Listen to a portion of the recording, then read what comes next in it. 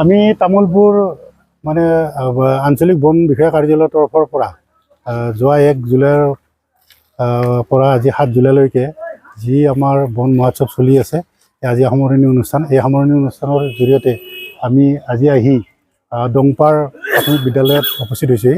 ইয়াত আমি কেইডালমান মূল্যৱান গছৰ পুলি ইয়াত ৰোপণ কৰিলোঁ আৰু আমি গোটেই বৃহত্তৰ তামোলপুৰ যি আঞ্চলিক বন বিষয়া কাৰ্যালয়ৰ যিখিনি অধীনস্থ ঠাই, সেইখিনি আমি কমেও 4,000ৰ মানে অধিক গছপুলি ৰোপণ কৰিছোঁ এই 7 দিনত।